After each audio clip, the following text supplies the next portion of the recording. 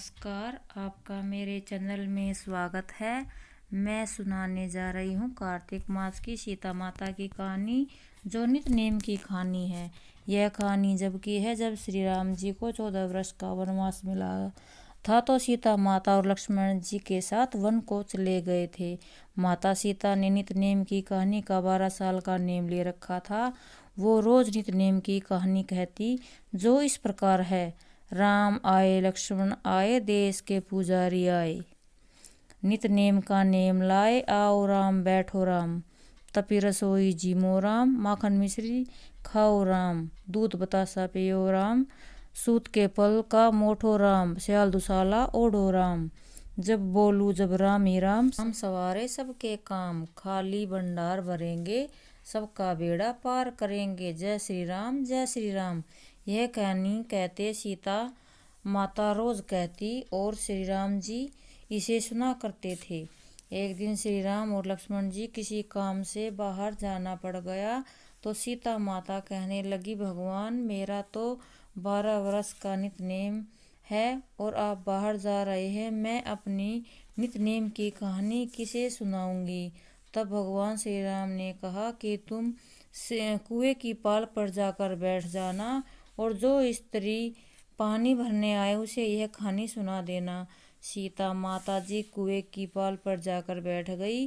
तब एक स्त्री आई, उसने रेशम की साड़ी पहन रखी थी और सोने का घड़ा ले रखा था। सीता माता उसे देख कहती है कि बहन, मेरा 12 वर्ष का नित्य नेम की कहानी सुन लो। वह स्त्री बोली, मैं तुम्हारा नित्य नेम सुनूंगी तो मुझे देर हो जाएगी और मेरी सास मुझसे झगड़ा करेगी। उसने कहानी नहीं सुनी और वह चली गई। उसकी रेशम की साड़ी अपने आप फट गई और सोने का घड़ा मिट्टी में बदल गया। वह घर गई तो सास बोली, यह किसका दोष अपने सिर लेकर आई हो। बहू ने कहा, माता जी मैं खुद हैरान हूँ, यह जानकर ये देखकर ये सब कैसे हो गया। कुएं से सीधे घर आ रही हूँ। फिर सास ने कहा, बहू याद कर। फिर बहू ने कहा, हाँ माँ जी, कुएं पर एक औरत बैठी थी, वह मुझे से कह रही थी कि नित्य नेम की कहानी सुन लो, तो मैंने मना कर दिया, शायद ये उसी का फल है। फिर सास अगले दिन वही साड़ी पहनकर कुएं की पाल पर गई। वहीं सीता माता बैठी मिली तो माता सीता ने कहा कि बहन, मेरी नित्य नेम की कहानी सुन लो। वह बोली कि मैं तेरी कहानी एक बार नहीं 4 बार सुनूंगी।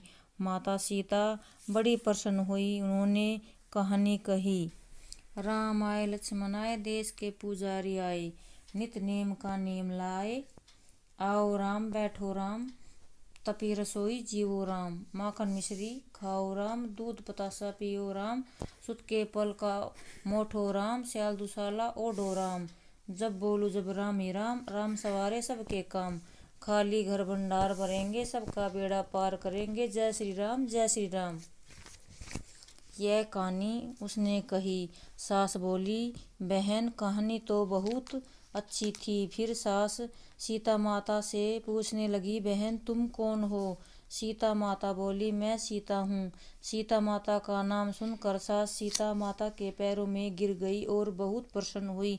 कहानी सुनकर सास घर गई और उसने साड़ी फिर से रेशम जरी में बदल गई और मिट्टी का घड़ा सोने का घड़ा बन गया। कहने लगी, सासू माँ आपने यह सब कैसे किया। तब सास ने कहा कि बहू तू दोष लगा कर आई थी और मैं दोष उतार कर आई हूँ। बहू ने फिर पूछा कि वह कुएं वाली स्त्री कौन है। तब वह बोली, वह सीता माता है। वो पुराने से नया कर देती हैं, खाली घर के भंडार भर देती हैं। वे लक्ष्मी जी का वास घर में कर देती हैं। आदमी जो भी इच्छा हो उसे पूरा कर देती है। बहू बोली, ऐसी कहानी मुझे भी सुना दो। फिर सास ने अपनी बहू को वही कहानी सुना दी। बहू बोली, कहानी तो बहुत अच्छी है। फिर सास ने कहा, ठीक है, यह कहानी अब से हम भी रोज कहा करेंगे। अब सास बहू रोज सुबह नहाती धोती और पूजा पाठ करती, फिर नितनेम की कहानी कहती। एक दिन उनके यहाँ एक पड़ोसन औरत आई और बोली, बहन जरा सी आँच दे दो। तो सास बोली, अभी तो हमने आँच जलाई ही नहीं। वह बोली कि रोज सुबह तुम 4 बजे उठकर क्या करती हो? तो सास बोली, हम पूजा पाठ करते हैं और फिर सीता माता की नितनेम की कहानी कहते हैं। फिर पड़ोसन बोली, सीता माता की कहानी सुनने से क्या मिलेगा? तब सास बहू बोली, इनकी कहानी कहने से घर के भंडार भर जाते हैं, सारे काम सिद्ध हो जाते हैं, सभी इच्छा पूरी हो जाती है। पड़ोसन कहती है कि बहन ऐसी कहानी तो मुझे भी सुना दो। फिर वह बोली, ठीक है, तुम भी यह कहानी सुन लो। फिर उन्होंने अपनी पड़ोसन को भी वही कहानी सुना। सारी कहानी सुनने के बाद पड़ोसन कहने लगी, बहन कहानी तो बहुत अच्छी लगी। अब वह पड़ोसन भी नितनेम की कहानी कहने लगी। सीता माता ने पड़ोसन के भी भंडार भर दिए। हे सीता माता, जैसे आपने उनके भंडार भरे हैं वैसे हमारे भी भंडार भरना। जय सीता माता, जय श्री राम जी। जो इस कहानी को सुने तथा उकारे भरे उनके सबके भंडार भरना। आपको यह वीडियो अच्छी लगे तो चैनल को सब्सक्राइब, लाइक करना और बेल आइकन को जरूर दबाना। धन्यवाद।